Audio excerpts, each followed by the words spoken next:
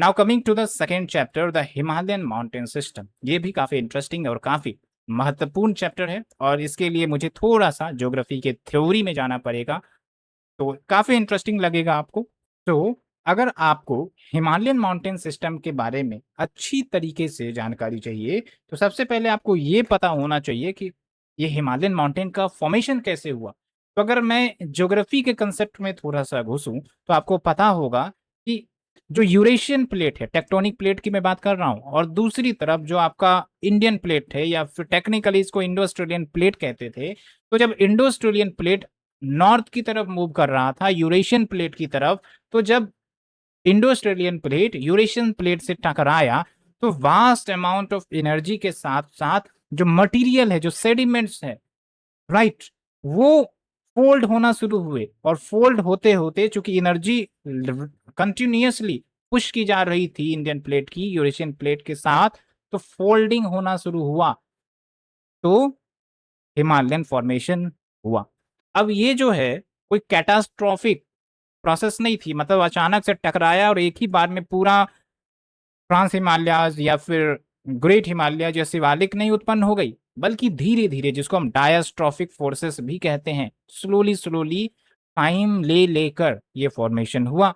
अब तीसरा जो सवाल उठता है कि आखिरकार इसके पीछे कारण क्या है, तो इसके पीछे जो कारण है वो है टेक्टोनिक एक्टिविटी, जो हमारे धरती के नीचे हो रही है, एस्थेनोस्फेयर लेयर में जो प्लेट्स मूव करवा रही है उसके कारण, राइट। और यही कारण भी है कि हिमालयन रीजन में या उसके आसपास के रीजन में भूकंप देखने को मिलते हैं। तमिलनाडु में भूकंप आपको देखने को नहीं मिलेगा, लेकिन हिमालयन रीजन में, नेपाल में, म्यांमार में दिखते हैं। क्यों? क्योंकि वो सेस्मिक जोन के आसपास है। ओके, तो ये कुछ बेसिक्स मैंने अब बताया। तो इस तरीके से जब माउंटेन की फॉर्मेशन होती है, जब टेक्टोनिक प्लेट्स दोनों टकरा रहे होते हैं एक दूसरे से, तो वो फोल्ड माउंटेन कहलाए जाते हैं। और दूसरी तरफ होता है ब्लॉक माउंटेन। तो ब्लॉक माउंटेन कैसे बनता है ये आपको बताना है। So now coming to the Himalayan mountain system, ये जो बना वो टर्शरी पीरियड में बना। मतलब अगर आप अर्थ के जियोलॉजिकल टाइम स्केल को देखेंगे तो बहुत सारे टाइम में डिवाइड किया गया है। एक टाइम जो है वो है आपका टर्शरी पीरियड, जिसमें आपके ओलिगोसीन से प्लेस्टोसीन पीरियड आ जाते हैं, राइट। तो इस पीरियड में आपका हिमालयन फॉर्मेशन बनकर तैयार हुआ, और this is properly called as continent continent collision. और एक चीज जो मैं आपको बताना भूल गया, जब ये टकराने के प्रयास कर रहे थे तो बीच में क्या था? बीच में था तथी सी, राइट। आई होप कि आपने अल्फ्रेड वेगनर की कॉन्टिनेंटल ड्रिफ्ट थ्योरी पढ़ी होगी, पैंथलासा और गोंडवाना, लॉरेशिया, इन सब के बारे में सुना होगा। और आज जो आप पैसिफिक ओशियन देख रहे हो ना, वो तैथीस सी का ही कॉन्ट्रैक्टेड वर्जन है। Please keep in mind. So when we talk about the extension of Himalayas, तो लगभग आपका 2400 किलोमीटर लॉन्ग, एंड विथ में तो वेरी करेगा ही, क्योंकि कहीं पर जो विथ है वो कम है, कहीं ज़्यादा है, तो लगभग 400 से लेकर 150 किलोमीटर। तो एक बात तो साफ साफ है कि जो ईस्टर्न पार्ट है हिमालयाज का, ईस्टर्न पार्ट मतलब अरुणाचल प्रदेश वाला रीजन में, तो वहाँ पर जो विथ है वो कम हो जाता है, और जो वेस्टर्न पार्ट में जो विथ है वो ज़्यादा है। तो यहाँ से भी क्वेश्चन बनते हैं। और फिर एक और कंसेप्ट आता है सिंटैक्सिकल बैंड। सिंटैक्सिकल बैंड क्या है इसको आप समझिए। मान लीजिए जो यूरेशियन प्लेट था और इंडियन प्लेट था, तो जब ये टकराया तो दो कोने पर फोर्सेस ज्यादा लगी, एक तो ये कोने पर और एक है ये कोने पर। तो जब इस कोने पर फोर्स ज्यादा लगी तो जो यूरेशियन लैंड मास है वो थोड़ा अंदर पुश हुआ, तो इस प्रकार से आप देखिएगा, तो यहां से टर्नओवर हो गया। फिर उसी प्रकार से जब इधर पुश हुआ तो इस साइड भी पुश हुआ तेजी से, तो इस साइड भी एक टर्नओवर हो गया, राइट। तो ये जो आप बेंड देख रहे हो, मुड़ाव, ठीक है, ये है सिंटेक्सियल बेंड। और ये सिंटेक्सियल बेंड जो है वो रिवर के डायरेक्शन को भी निर्धारित किया। खासकर इंडस रिवर की बात करें और ब्रह्मपुत्र रिवर की बात करें, तो ये सिंटेक्सिकल बैंड के कारण ही है जो इंडस रिवर आपको इधर से जाकर इधर मुड़ रही है, या ब्रह्मपुत्र रिवर इधर जाकर आपको इंडिया की तरफ आ रही है। अगर सिंटेक्सिकल बैंड नहीं रहता तो वो फिर चाइना के रास्ते क्रॉस होकर साउथ ईस्ट एशियन कंट्रीज में इंटर कर जाता, इंडिया में वो इंटर ही नहीं करता। तो आप समझिए कि ज्योग्राफी या ज्योग्राफिकल इवेंट से भी बहुत कुछ डिसाइड करते हैं। तो अगर मैं वेस्टर्न पोर्शन में सिंटैक्सिकल बैंड देखूं तो नंगा पर्वत नाम है, ईस्टर्न बैंड देखूं तो नामचा बरवा जो कि अरुणाचल प्रदेश के आसपास है, राइट। और यहीं से आप देखिए तो ब्रह्मपुत्र रिवर इंटर करती है। जब मैं आपको मैप दिखाऊंगा तो क्लियर हो जाएगा। चलिए मैं एक बार मैप ही आपको दिखा देता हूँ। वेट, ये आप देखो, अब आपको समझ में आएगा। ठीक है, तो आप देख लीजिए उस समय ये एक यूरेशियन प्लेट था और ये इंडियन प्लेट था। तो जब ये इंडियन प्लेट टकराया, ठीक है, तो ये जो पूरा आप देख रहे हो हिमालयन फॉर्मेशन हुआ। तो हिमालयन फॉर्मेशन का ये वेस्टर्न पार्ट है, ये ईस्टर्न पार्ट है। अब आप देखो इधर काफी तेजी से पुश हुआ था, तो ये आपका सिंटेक्शियल बैंड यहाँ पर आपको बनेगा, मुड़ता हुआ देखने को मिलेगा। तो कहीं पर नंगा पर्वत दिख रहा है, बिल्कुल यहाँ पर है। कहीं पर नामचा बरवा दिख रहा है, बिल्कुल यहाँ पर। और आप देखो यहीं से फिर जो सांगपुर रिवर है या ब्रह्मपुत्र रिवर इंटर कर रही है, और यहीं से फिर आप देखो तो इंदस रिवर जो है इंटर कर रही है। अब क्लियर हुआ बात? चलिए मजा आ गया फिर। और फिर कुछ माउंटेन्स भी आप देखो, कुनलुन शाह माउंटेन है और हिंदू कुश माउंटेन है, ये भी फॉर्मेशन हुआ। और पामीर नोट एक प्रकार से आप जंक्शन मान लीजिए, हाई ऑल्टीट्यूड लोकेशन या जंक्शन, जहां से हम चारों तरफ देख सकते हैं, इतनी ऊंची है। ठीक है, तो जब हिमालय टकराया तो इसका मतलब ये नहीं हुआ कि एक ही बार में हिमालयन फॉर्मेशन हो गया। डैश ट्रॉपिक था तो धीरे धीरे बना। तो इसीलिए हम हिमालयन रेंज देखते हैं, मतलब पहले एक पार्ट ऑफ हिमालय बना, फिर दूसरा बना, फिर तीसरा बना। तो इसीलिए इसको हम मेजरली 3 भाग में डिवाइड करते हैं। एक है आपका ट्रांस हिमालयाज, दूसरा है आपका मिडिल हिमालयाज, और तीसरा है आपका शिवालिक। तो ये है आपका शिवालिक, फिर ये है आपका ट्रांस हिमालय जिसमें 3 आते हैं, काराकोरम, लद्दाख और जस्कर। और फिर आता है ग्रेट हिमालय, फिर आता है आपका शिवालिक। तो एक एक करके हम चर्चा करेंगे। होप आपको सब कुछ अब क्लियर हो गया होगा। ठीक है, तो सबसे पहले ट्रांस हिमालयाज में आते हैं, राइट। इसको तिब्बतियन हिमालयज भी कहते हैं। एंड ग्रेट हिमालयज के फॉर्म होने से पहले बना था। और सबसे नॉर्थ में जो हिमालयज है, जो इंडियन टेरिटरी में लाई करता है, वो ट्रांस हिमालयज ही है। और मेनली ये मेराइन सेडिमेंट्री रॉक से बना हुआ है, राइट। और इसमें मैंने आपको बताया 3 आ जाते हैं, Karakoram, Ladakh, Zanskar, north to south, please remember. Okay, अब चूंकि ये माउंटेन है तो यहाँ पर आप देखोगे कुछ इंपॉर्टेंट पीक्स जिसको हम शिखर या चोटी कहते हैं, और इस चोटी या शिखर पर ग्लेशियर भी रहेगा। अब आप हमें बताओ कि आखिरकार ये तो सब ट्रॉपिकल रीजन में लाई कर रहे हैं ये सारे लोकेशंस, तो फिर यहाँ पर ग्लेशियर कैसे आ गया? कुछ कारण तो होगा, तो उस कारण का नाम आप हमें बताओ। सो अगर मैं चोटी की बात करूं तो कराकोरम में आपको केटू पीक मिलता है, जिसको गॉडविन अस्टिन भी कहते हैं। गशेरबम, मशेरबम, ये भी पीक है। माउंट रकपोशी पीक भी है। और कुछ ग्लेशियर्स की बात करें, जैसे सियाचिन ग्लेशियर का नाम लिया, बालतोरो ग्लेशियर, ब्याफो ग्लेशियर, हिस्पार ग्लेशियर, यहाँ से क्वेश्चन बनते हैं। प्लीज रिमेंबर कि कराकोरम का पार्ट है, राइट। और भी कुछ इंपॉर्टेंट फैक्ट्स है यहाँ पर, like backbone of high Asia कहा जाता है। एंड कुछ पासेस भी है यहाँ पर, लाइक कराकोरम पास है, अगहिल पास है। और रिवर देख लीजिए, सयोक रिवर जो कि इंडस रिवर की ट्रिब्यूटरी है, वो सियाचिन के आसपास से ओरिजिनेट करती है। Very very important. और अब पासेस अगर आपको समझ में नहीं आ रहा है तो मैं आपको बता देता हूँ। जैसे जो हिमालय है वो, या माउंटेन है वो, कुछ इस प्रकार से होती है, कुछ इस प्रकार से। तो अगर इस प्रकार से होगी तो आप समझिए कि जाना आना तो मुश्किल है ना, ब्लॉकेड है। लेकिन अगर यही हिमालयन या माउंटेन में मॉडिफिकेशन हो जाती है, कुछ इस प्रकार से है, कुछ इस प्रकार से है, तो ये तो पास नहीं हुआ। लेकिन आप देखो ये पास है, आराम से जा सकते हो, क्रॉस कर सकते हो, राइट। तो दैट इज कॉल्ड पासेस, कि जहां से हम क्रॉस कर सकते हैं। और इतिहास गवाह है कि एंशियंट टाइम में या फिर मेडाइवल टाइम में जितने भी मतलब बाहरी अटैकर आए, वो इस पास को क्रॉस करके ही आए। खासकर ये जो आपका इधर वाला एरिया है ना, बहुत सारे पासेस थे, काट कर उसको रास्ता बनाकर ये लोग आए। तो ज्योग्राफी डिसाइड्स मैनी थिंग, कहने का मतलब ये है। एंड कराकोरम के बाद आते हैं अब लद्दाख में। तो लद्दाख में जो इंपॉर्टेंट पीक है वो है माउंट स्टॉक कांगरी, राइट। और लद्दाख आपको कहाँ मिल जाएगा? कराकोरम के साउथ में मिल जाएगा। और फिर अगर पासेस की बात करें तो खारदुंग ला पास है, जो एक प्रकार से नुब्रा वैली का गेटवे है, रास्ता है नुब्रा वैली जाने के लिए। एंड नुब्रा वैली के माध्यम से कैलाश पर्वत या कैलाश रेंज जाया जा सकता है, राइट। एंड नुब्रा वैली को डुमरा वैली भी कहते हैं, याद रखिएगा। वैसे क्वेश्चन मैं आपसे पूछता हूँ, आप बताओ कि नुब्रा वैली किस यूटी में है? अब आप लॉजिकल एलिमिनेशन कर लीजिए, right. Now coming to the Zanskar range, तो कुछ इंपॉर्टेंट चोटी है लाइक कामेट, और कामेट जो है वो हाईएस्ट पीक है जस्कर रेंज का, and it is separated from Ladakh range by the Indus river. And यहाँ पर आपको सबसे ठंड वाली इनहेबिटेड प्लेस मिलेगी, द्रास। ये ध्यान रखना है, द्रास कोल्डेस्ट इनहेबिटेड, इनहेबिटेड मतलब लोग यहाँ रहते हैं। ओके, तो अब समझ में आया आपको कराकोरम, लद्दाख, जस्कर। अब आप हमें बताओ, साउथ टू नॉर्थ अरेंज करेंगे तो कौन सबसे पहले आएगा? कुछ कुछ क्वेश्चंस मैंने आपसे पूछा, जवाब दीजिए। तो इसको मैप में भी देख लेते हैं ताकि बेटर रिमेंबर हो जाए। ये देखो आप, कराकोरम, लद्दाख और जस्कर दिख रहा है आपको, और यहाँ पर आपको केटू दिख रहा है। लेकिन आप देखो कि केटू जो है अभी फिलहाल पीओके में, तो इंडिया का सबसे हाईएस्ट पीक केटू है, अगर पीओके को भी इंक्लूड कर ले। लेकिन अगर पीओके को एक्सक्लूड करें तो हमारा जो हाईएस्ट पीक होता है वो है कंचनजंगा।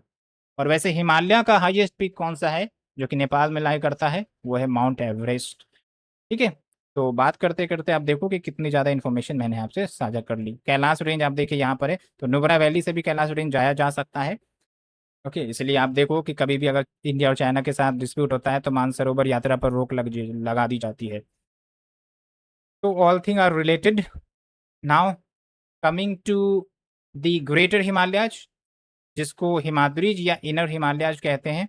उसके बाद हम आएंगे लेसर हिमालय, जिसको हिमाचल या मिडिल हिमालयाज कहते हैं। तो ग्रेटर हिमालयाज नाम से क्लियर हो रहा है, सबसे बड़ा लेंथ वाला हिमालयाज है और कंटिन्यूअस है। मतलब एक बार ये शुरू हो रहा है तो कंटिन्यूअस जो है अरुणाचल प्रदेश सब को क्रॉस कर रहा है, मतलब उसके बॉर्डरी पर लाई करता है। यहाँ पर आप देखिए, मैप से मैं दिखा रहा हूँ, ये आप देखो है ना, ग्रेट हिमालयाज। एक सेकेंड, ये देखो, दिख रहा है? अरुणाचल प्रदेश के एकदम बाउंड्री पर है ये। ठीक, तो ये है कंटिन्यूटी वाला और longest. So continuous, highest and most formidable range. And अगर रॉक स्ट्रक्चर की बात करें तो नीश या ग्रेनाइट से बना हुआ है आर्चियन रॉक। एसिमेट्रिकल है। एसिमेट्रिकल मतलब क्या होता है? आप देखो, ये माउंटेन है, ठीक है। अब इसका फेस वाला साइड भी होगा, इसके बैकवर्ड वाला भी साइड होगा। तो अगर हम इंडिया के पर्सपेक्टिव में देखें तो इंडिया के साइड में जो फेस है इस ग्रेट हिमालयाज का, वो कहलाएगा साउथ वार्ड फेसिंग, और जो नेपाल के साइड वाला फेस है वो कहलाएगा नॉर्थ फेसिंग। अगर मैं लेटीट्यूड के कोऑर्डिनेशंस के रेस्पेक्ट में बात करूँ तो जो इंडिया के साइड वाला स्लोप है हिमालयाज का, ग्रेट हिमालयाज का, वो काफी स्टीप है। मतलब उस पर चढ़ना बड़ा मुश्किल होगा। अगर इंडिया के साइड से माउंटेनियर चढ़ने का प्रयास करेगा तो मुश्किल है, एक्सीडेंट ज्यादा हो जाएंगे। लेकिन नॉर्थ के साइड से हिमालय, मतलब नेपाल के साइड से चढ़ना इजी है क्योंकि जेंटल है, राइट। फिर एक आता है snow line concept. Snow line concept क्या होता है, इसको भी समझाते हैं मैं आपको। स्नो लाइन कंसेप्ट ये होता है कि जहाँ या वो लाइन, वो अल्टीट्यूड जहाँ से या जिसके ऊपर अगर हम जाते हैं, जिसके हाइयर ऑल्टीट्यूड अगर हम क्रॉस करेंगे तो हमें स्नो ही स्नो मिलेगा। लेकिन उस लाइन से अगर नीचे अगर हम रहते हैं तो हमें स्नो उतनी ज़्यादा नहीं दिखती है। कभी कभी ठंड में दिख जाएगी, लेकिन गर्मी या फिर वार्म सीजन में नहीं दिखेगी। That is the concept of snow line. Okay, तो अब आप हमें बताओ कि एक तरफ है हमारा वेस्टर्न हिमालयाज और दूसरी तरफ है हमारा ईस्टर्न हिमालयाज। ठीक है, थोड़ा लैटिट्यूड का भी कंसेप्ट आपको यहाँ पर लगेगा। तो जो स्नो लाइन है वो ईस्टर्न हिमालयाज में, उसका जो ऑल्टीट्यूडनल रेंज है स्नो लाइन का वो ज़्यादा है, या वेस्टर्न हिमालयाज में altitudinal range of snow line ज़्यादा है? थोड़ा लॉजिक लगाइए, राइट। तो आई थिंक आप आंसर पर आ गए होंगे। जो ईस्टर्न हिमालयाज है ना, उसके लिए altitudinal range of snow line ज़्यादा है। ध्यान रहे, मैं रेंज की बात कर रहा हूँ। अब कैसे? तो आप बताओ कि ईस्टर्न हिमालयाज और वेस्टर्न हिमालयाज के कंपैरिजन में जो ईस्टर्न हिमालयाज है वो लोअर लैटिट्यूड पर है और वेस्टर्न हिमालयाज हायर लैटिट्यूड पर है। मैप बस आप देखो, सबको समझ में आ जाएगा। तो हायर लैटिट्यूड पर होने का मतलब ये हुआ कि जो क्लाइमेट होगा वो रिलेटिवली कोल्डर होता है, राइट। वार्मर नहीं होगा। दूसरा फैक्टर आप देखो कि जो वेस्टर्न हिमालयज है वो काफी ज्यादा हाई ऑल्टीट्यूड है as compare to the eastern Himalayan altitude. तो बर्फ जो बनेगी वो सबसे ज्यादा किधर बनेगी, या ठंड जो होगा वो किधर ज्यादा होगा, वो होगा वेस्टर्न पार्ट में। क्योंकि हमें एक नियम पता है कि जैसे जैसे हम ट्रोपोस्फेयर में ऊपर जाते हैं तो टेम्परेचर कम होता है, तो टेम्परेचर कम होगा तो ठंड बढ़ेगी, कोल्ड होगा, और फिर स्नो बनने के चांसेस ज्यादा होंगे। तो ये दोनों फैक्टर को आप कंबाइन कर दो तो अल्टीमेट रिजल्ट इज कि जो ऑल्टीट्यूडनल रेंज है स्नो लाइन का ईस्टर्न हिमालयज में वो ज्यादा होगा। क्योंकि मुझे अगर स्नो लाइन देखना है ईस्टर्न हिमालयज में तो ज्यादा ऊपर जाना पड़ेगा, ज्यादा ऑल्टीट्यूड पर जाना पड़ेगा, तब जाके स्नो लाइन हमें दिखेगी, तब जाके स्नो दिखेगा। लेकिन आप यहाँ पर देखो वेस्टर्न हिमालयज में हम तो ऑलरेडी यहाँ पर खड़े हैं, तो भाई हम थोड़ा सा भी ऊपर जाएंगे तो फिर हमें स्नो लाइन दिख जाएगा। तो यहाँ आप देखो रेंज, रेंज ज्यादा है ना, इसका रेंज देखो आप कितना कम है, राइट। ये मैं समझाने का प्रयास कर रहा था और काफी थोड़ा डिफिकल्ट कंसेप्ट है, इसलिए मैंने थोड़ा टाइम लेके समझाया है। Okay, now moving to the next one. हाँ, वेस्ट टू ईस्ट अलाइनमेंट आप देख लीजिए, कुछ इंपॉर्टेंट पीक के, चोटी के, जो आपको अ, मिलेंगे ग्रेट हिमालयाज में। ये आप देखो, नंगा पर्वत मैंने आपको दिखाया, फिर कामेट है, नंदा देवी है, धौलागिरी है, अन्नपूर्णा है, मनाशलू है, शिशिपनगमा, टोयो, माउंट एवरेस्ट, मकालू, कंचनजंगा और नमचा बरवा। ठीक है, तो यहाँ आप जो देख रहे हो धौलागिरी से लेकर मकालू तक, ये जो पीक है वो नेपाल में लाई करता है, बाकी इंडिया में है। तो please remember all of this. और मैं तो ये भी कहूँगा कि आप, अगर आपको समय मिलेगा तो जरूर याद रखेंगे कि ये जो पीक है इंडिया में वो कौन से राज्य में लाई करता है, क्योंकि पीक तो किसी न किसी राज्य या यूटी में लाई करेगा ना, तो वो भी याद रखिए क्योंकि इस टाइप से क्वेश्चंस बीपीएससी पूछती है। Now we coming to the lesser Himalaya, जिसको हिमाचल भी कहते हैं या मिडिल हिमालयज भी कहते हैं। तो आप बताओ ग्रेट हिमालयज के साउथ में आएगा या नॉर्थ में आएगा, रिकॉल करिए मैप। यस, ग्रेट हिमालयज के साउथ में आएगा लेसर हिमालय। लेकिन ये काफी ज्यादा डाइसेक्टेड है, टूटा टूटा है, बीच बीच में ब्रेक डाउन है। क्यों? क्योंकि ये बहुत सारे रिवर क्रॉस करती है, तो जब रिवर क्रॉस कर रही है भाई तो इरोड करेंगी ना लैंड मास को, इसीलिए ये रग्ड है, अनफॉसिलिफेरस है। और सबसे खास बात हिल स्टेशन भी है, लाइक शिमला, मसूरी, नैनीताल, दार्जिलिंग, राइट, वो आपको यहीं पर मिलेंगे हिमाचल या मिडिल हिमालयज में। और लॉन्गिट्यूडनल वैली मिलेंगे, like Kashmir valley, Kullu valley, Kangra valley. तो मैंने लोकेशन में स्टेट के भी नाम दे दिए हैं, जैसे कश्मीर तो आपको पता है जम्मू कश्मीर यूटी में है, कुल्लू और कांगड़ा की बात करें तो हिमाचल प्रदेश में है। ओके, मैच द फॉलोइंग जैसे क्वेश्चंस पूछे जाते हैं ना। दार्जिलिंग कहाँ पर है? वेस्ट बंगाल में। और शिमला कहाँ पर है? मसूरी, जो यूपीएससी की तैयारी करेंगे लवाशना वो जाएंगे, राइट। वैसे आप बताओ लवाशना का फुल फॉर्म क्या है? तो लेसर हिमालयाज में, क्योंकि मैंने बोला डाइसेक्टेड है इसलिए इसके कुछ नाम हैं, पीर Panjal range, Dhauladhar range, Nag Tibba and Mussoorie, Mahabharata lake. तो महाभारता रेंज जो है, पहली बात तो ये कि नेपाल में है, और इस लेसर हिमालयज को नेपाल में महाभारता रेंज के नाम से जाना जाता है, और इंडिया में तो इसे हिमाचल या मिडिल हिमालयज के नाम से जाने जाते हैं। तो मैप आप आइए, मैप देखिए, ये आप देखो क्लियर हो जाएगा आपको। ये ग्रेट हिमालयज है ना, ग्रेट हिमालय, उसके नीचे देखो पीर पंजल मिलेगा, फिर धौलाधर मिलेगा, राइट। फिर ये रेंज नेपाल में भी जा रहा है। तो ये कहने का बात मैं कर रहा था। तो पीर पंजल का लोकेशन आपको जम्मू कश्मीर, हिमाचल प्रदेश दोनों में मिल जाता है, और लेसर हिमालयज का सबसे लॉन्गेस्ट रेंज पीर पंजल ही है। और इसमें पीर पंजल पास है, बनिहाल पास है, बनिहाल पास में आपका जवाहर टनल बनाया गया है। और काश्मीर वैली, ये आपका ग्रेटर हिमालयज और पीर पंजल रेंज के बीच में है। मतलब कश्मीर वैली जो है ना वो ग्रेट हिमालयज और पीर पंजल के गोद में बैठा हुआ है। और कश्मीर में करेवाज फॉर्मेशन काफी फेमस है। करेवाज क्या होते हैं इसको सिंपल भाषा में समझते हैं, जैसे आप समझिए कि रिवर है, तो नदी क्या करती है, कुछ सेडिमेंट्स को डिपॉजिट करती है जहां जहां वो फ्लो करती है। तो ग्लेशियर जो है, चूंकि यहाँ ग्लेशियर फ्लो करता था एक समय, तो वो भी डिपॉजिट लेकर आती है, और काफी फाइन महीन डिपॉजिट मतलब एकदम टालकम पाउडर की तरह वो सेडिमेंट्स को तोड़ देती है और फिर डिपॉजिट करती है, तो उसको ही करेवास बोलते हैं। ठीक, ग्लेशियर क्ले डिपॉजिट और सेफ्रॉन जिसको आप क्या कहते हैं, केसर, केसर के कल्टीवेशन के लिए ये जो सॉइल है, मिट्टी काफी फर्टाइल होती है, इसलिए आप देखेंगे कि कश्मीर में सेफ्रॉन कल्टीवेशन किया जाता है। ओके, याद रहेगा, याद रहना भी चाहिए। धौलाधर हिमाचल प्रदेश में है और पीर पंजल का ही एक्सटेंशन आप बोल दीजिए, और धर्मशाला टाउन यहीं पर लोकेटेड है, और रिवर रवि जो है इस धौलाधर रेंज को कट भी करती है। फिर नाग टिब्बा एंड मसूरी उत्तराखंड में, and it forms the boundary of Doon valley. Then Mahabharata lake के बारे में मैंने बता दिया, महाभारता रेंज याद रखिए, बेटर रहेगा। Then coming to the next one, outer Himalaya जिसको शिवालिक कहते हैं, और इसका रेंज भी आप देख लो, शिवालिक सबसे सदर्न मास्ट पार्ट में है। उसके बाद प्लेन्स स्टार्ट हो जाता है, समतल जमीन स्टार्ट हो जाती है, ये आप देखो यूपी बिहार, और यहाँ पर भरे पड़े हैं रिवर।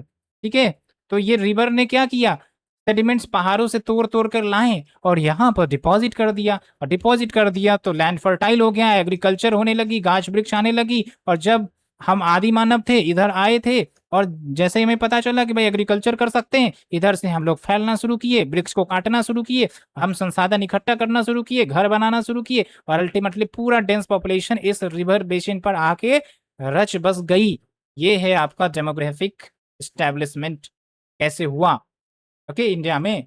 याद रहेगा, थोड़ा सा एक्सटर्नल डिटेल मैं आपको बताता हूं ताकि क्यूरियोसिटी बना रहे, जागरूकता आपकी बनी रहे।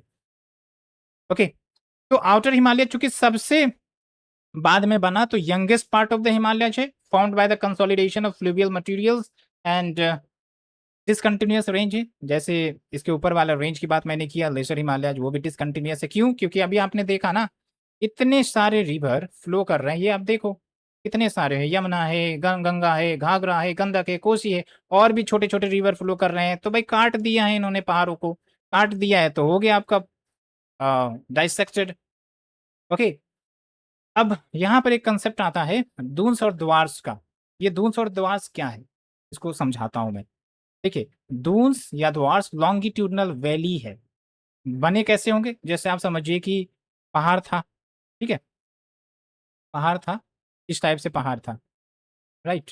अब कुछ नदियां यहाँ पर क्रॉस कर रही थी, कुछ रिवर क्रॉस कर रही होंगी, और अचानक से कोई रिवर के वाटर का ब्लॉकेड हो गया, पानी पास नहीं कर पाई। जब शिवालिक बना, तो मतलब ग्लेशियर हिमालय बना, तब तो नदियां पास कर रही थी, लेकिन जैसे शिवालिक बना, उसका हाइट ऊपर हुआ, तो नदी के पानी ब्लॉक हो गए। अब ब्लॉक हो गए तो पानी तो अपना निकास ढूंढ लेगा, लेकिन जो सेडिमेंट ऊपर से टूट टूट कर आ रहे थे, वो कहीं ना कहीं यहीं तो डिपॉजिट होंगे, यहीं डिपॉजिट हो गए, लॉन्गिट्यूडनल डिपॉजिट हो गया, और यही बन गया आपका दून्स। तो चाहे वो हिमाचल प्रदेश हो, उत्तराखंड हो, इस वाले रीजन में दून कहते हैं, और वेस्ट बंगाल वाले रीजन में इसको द्वार कहते हैं। अब समझ में आया आपको? तो दून या द्वार लॉन्गिट्यूडनल वैली है, right, found by the temporary lakes created when Shivalik block the river flow. तो दून्स जो है वेस्ट में देहरादून है, कोटली दून है, पतली दून है, ये सब नाम आपने सुना होगा। फिर द्वार आप देख लो, जो द्वार का क्षेत्र है वेस्ट बंगाल में, या फिर अरुणाचल प्रदेश में, तो वहां पर टी प्लांटेशन सब दिया किया जाता है, असम में भी है, राइट। अब एक बात हमें बताओ, बिहार के लिए मैं आपसे पूछता हूँ कि आपने वेस्ट चंपारण ईस्ट चंपारण देखा ही है, नेपाल के साथ हमारा बाउंड्री टच होता है। तो हिमालय का कौन सा माउंटेन या रेंज बिहार की बाउंड्री बनाता है? आंसर दिया है शिवालिक। ठीक है, तो शिवालिक का एक सोमेश्वर पीक है बिहार में, जो कि वेस्ट चंपारण में है, highest point in Bihar, 874 metre height है। और रामनगर दून आप देख लो, बिहार में है, दून के बारे में मैंने आपको बता दिया। हरहा वैली भी है, सेपरेट द टू, है ना। तो वैली और माउंटेन के बारे में अंतर तो आपको पता होगा ना। वैसे ये माउंटेन है, ठीक है, ये देखो, ये माउंटेन है, माउंटेन जिसको एंटिक लाइन भी कहते हैं, और ये है सिंक लाइन, मतलब डिप्रेशन, जिसको वैली कहते हैं। तो यहीं पर ना पॉपुलेशन बसेंगे, कि यहाँ बसेगा, यहाँ पर पॉपुलेशन बसेगा। रास्ते भी बनाए जाते हैं, तो देखो पहाड़ों को काट काट के बनाए जाते हैं रास्ते, घुमा कर लेकर जाया जाएगा वो पहाड़ पर, राइट। फिर है आपका लोकल नेम ऑफ शिवालिक्स। तो जम्मू कश्मीर में जम्मू हिल्स कहते हैं, उत्तराखंड में धुंधवा रेंज कहते हैं, नेपाल में चुरिया मुरिया हिल कहते हैं, और वेरी इंपॉर्टेंट अरुणाचल प्रदेश में जो आप देख रहे हो, डाफला, मिरी, अबोर, मिश्मी, ये शिवालिक का ही हिस्सा है, और अरुणाचल प्रदेश में इन नामों से जाना जाता है बिकॉज यहाँ पर इन नामों के ट्राइब्स रहते हैं। कैसे याद रखेंगे? DMAM। इसमें और क्वेश्चंस बनते हैं आपके, ये आप देख लो, DMAM। तो east west to east alignment आपको पूछ सकता है, नॉर्थ टू साउथ DMAM का पूछ सकता है, तो याद रखिएगा।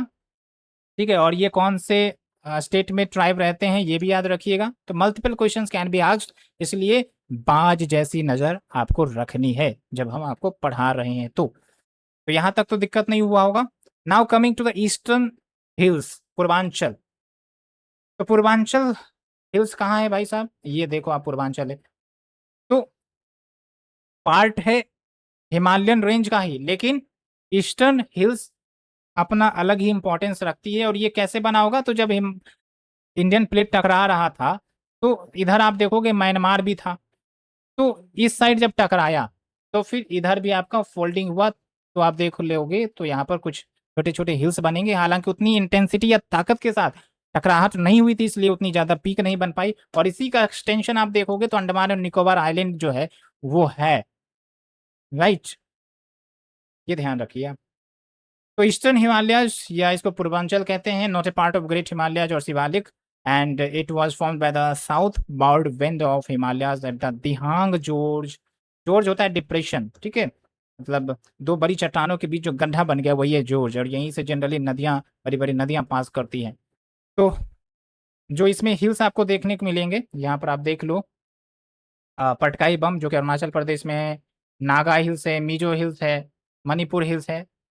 तो पटकाई बम हो गया आपका, नागा हिल्स हो गया, और नागा हिल्स में माउंट सारामती हाईएस्ट पीक है। Barail range separates Nagaland from Manipur. Manipur hills है जहाँ पर आपको लोकटक लेक में मिलेंगे, केबुल लामजाओ नेशनल पार्क भी मिलेगा, और केमुल लेमजाओ नेशनल पार्क फुमडीज के लिए भी फेमस है और संगाई डियर के लिए फेमस है। संगाई डियर को डांसिंग डियर भी कहते हैं, और फुमडीज किसे कहते हैं ये आप हमें बताओ। फिर उसके साउथ में जाते हैं तो मिजो हिल्स जिसको लोसाई हिल्स भी कहते हैं, और यहाँ पर आपको वांगपुई माउंटेन या फिर ब्लू माउंटेन्स मिलते हैं।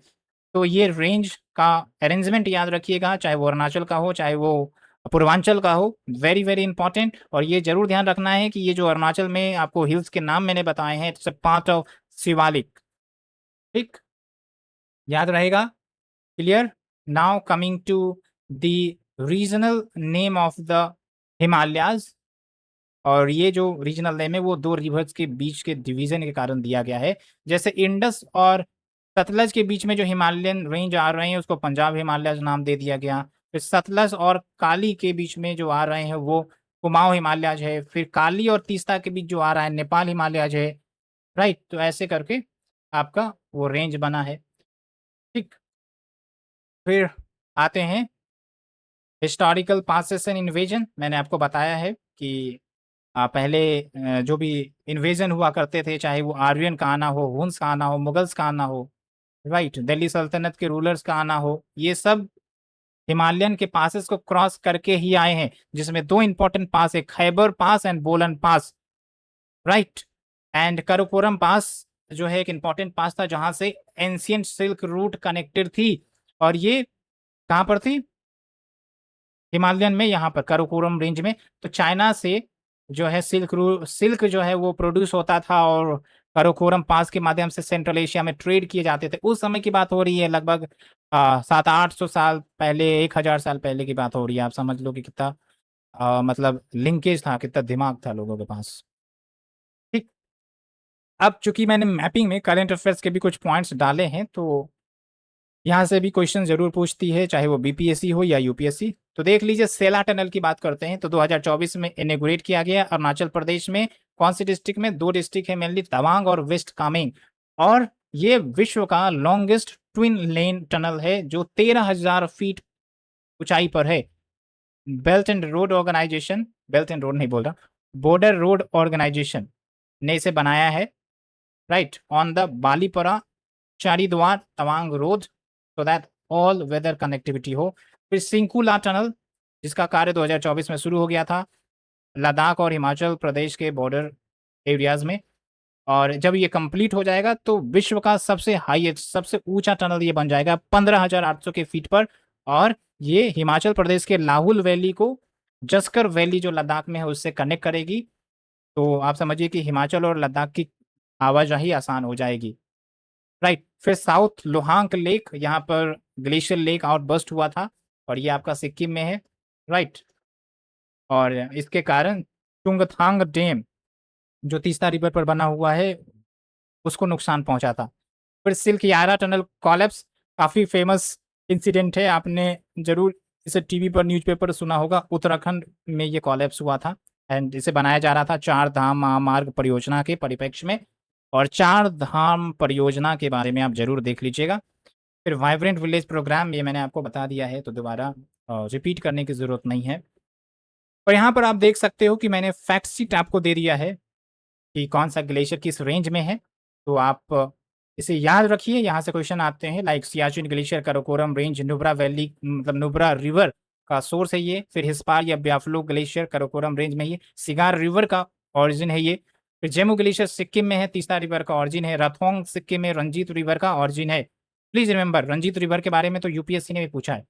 फिर देखिए यहाँ पर हिमालयन पासेस दिए गए हैं और कौन से स्टेट या यूटी में है और किसको कनेक्ट करता है, ये वेरी इंपॉर्टेंट है। आपको 2 लाइन का स्टेटमेंट बेस्ड क्वेश्चन मिल जाएगा और आप फंस जाओगे, इसलिए पूरा अच्छे तरीके से याद करके जाइए, छोड़ के नहीं जाना है, रिस्क नहीं लेना है, राइट। अभी आपके पास समय भी है तो होप कि आप इसे देख लीजिएगा। और नीचे कुछ ट्रिक्स भी दिए गए हैं, जैसे आप देखो माउंटेन रेंज अगर आपको याद रखना है तो कुछ ट्रिक है। कालू लाल जरा पानी दे दे, तो कालू से कराकोरम, लाल से लद्दाख, जरा से जस्कर, पानी से पीर पंजल, दे दे से धौलाधर, राइट। फिर ग्रेट हिमालय के पीक्स अगर वेस्ट टू ईस्ट याद रखने हैं तो दादी अम्मा मुझे एवरेस्ट में खेलने दो, ये भी ट्रिक है आपके लिए। अरुणाचल हिल्स को अगर वेस्ट टू ईस्ट आपको अलाइन करना है तो डाफला मिरी अबोर मिशमी दामाद आया मिलने, या डीएम एम भी याद रख सकते हो।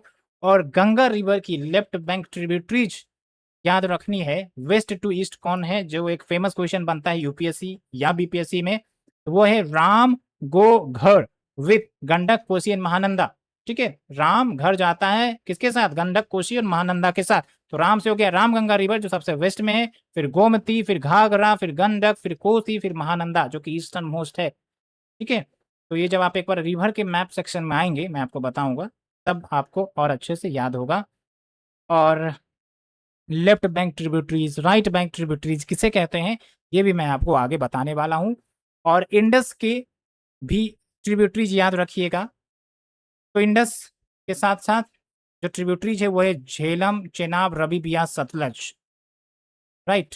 तो ट्रिक आप देख लो, इन झेलम चेनाब राइजेज बिफोर सतलज। इन मतलब इंडस, राइज मतलब रवि, झेलम का मतलब झेलम, बिफोर ब्यास, चेनाब चेनाब, सतलज सतलज, याद रहेगा। ठीक है, मैपिंग भी दे दिया मैंने आपको। और ये आप देख सकते हो कि किस प्रकार से हिमालयन फॉर्मेशन हुआ। ये इंडो ऑस्ट्रेलियन प्लेट है, दिया गया नाम, और ये यूरेशियन प्लेट है, टकराया, हिमालयन फॉर्मेशन हुआ, रेंज में हुआ। और यहाँ टकराने के बाद ही फॉल्ट लाइन डेवलप हुई थी और फॉल्ट लाइन डेवलप होने के बाद कुछ लैंड मास का हिस्सा नीचे गिर गया था, जहां पर आज आपको क्या मिलता है, यहाँ आज आपको मिलता है नर्मदा और तापी रिफ्ट वैली, जो इससे क्रॉस करके ये अरेबियन सी में रिवर फ्लो करती है, नर्मदा और तापी। और ये जो आप देख रहे हो इंडो गैंजेटिक प्लेन, ये एक डिप्रेशन था, जियोसिंक्लाइन कहते हैं, लेकिन ये धीरे धीरे रिवर्स ने इसको भर दिया मट्टी से, सेडिमेंट से, याद रहेगा। तो इस प्रकार से आपका हिमालयन माउंटेन सिस्टम, जो कि बड़ा ही कॉम्प्लिकेटेड चैप्टर था, वो खत्म होता है। आई होप कि मैं आपको अच्छे तरीके से समझा सका। आपको किसी प्रकार की डाउट हो तो आप हमें पूछ सकते हैं और इस क्वेश्चन को जरूर बताइए, बनाइए, ताकि आपको पता हो। हाँ, एक चीज मैं शायद आपको छोड़ दिया था या मैं आपको क्लियर कर देता हूँ, वो है फॉल्ट लाइन। ये फॉल्ट लाइन क्या होता है, मतलब आप समझिए कि जैसे हिमालय और यूरेशियन मतलब इंडो ऑस्ट्रेलियन और यूरेशियन प्लेट टकराया था, तो टकराने के बाद कुछ कुछ जगह पर दरार आ गई थी, फॉल्ट क्रिएट हो गया था। जैसे शीशा पर आप जब कुछ पत्थर फेंकोगे तो दरार आ जाएगी, तो उसी प्रकार से जब इतनी जोर की एनर्जी टकराई थी दोनों प्लेट तो दरार आ गया, फॉल्ट क्रिएट हो गया। तो 4 इंपॉर्टेंट फॉल्ट आइडेंटिफाई किए गए हैं। एक है Indus Tsangpo suture zone, main central thrust, main boundary fault, Himalayan frontal line. तो ये बस आपको ध्यान रखना है कि किसको किसको सेपरेट करता है, कौन से माउंटेन रेंज को सेपरेट करता है। ओके, ज़्यादा इसमें आपको दिमाग नहीं लगाना है। और यहाँ पर रीजनल डिवीजन जो हिमालय का किया गया किसके द्वारा, सर सिडनी बुरार्ड के द्वारा। तो बस नाम याद रख लीजिए, लाइक पंजाब या कश्मीर हिमालयज, इंडर और सतलज के बीच में कुमाऊं, सतलज और कारी के बीच में नेपाल, काली और तीस्ता के बीच में असम, तीस्ता और दिहांग, दिहांग को ब्रह्मपुत्रा भी कहते हैं, के बीच में। और एक बात आप हमें बताओ कि द्वाब रीजन क्या होता है, द्वाब, DOAB, द्वाब रीजन क्या होता है। तो इस प्रकार से ये चैप्टर आपका खत्म होता है।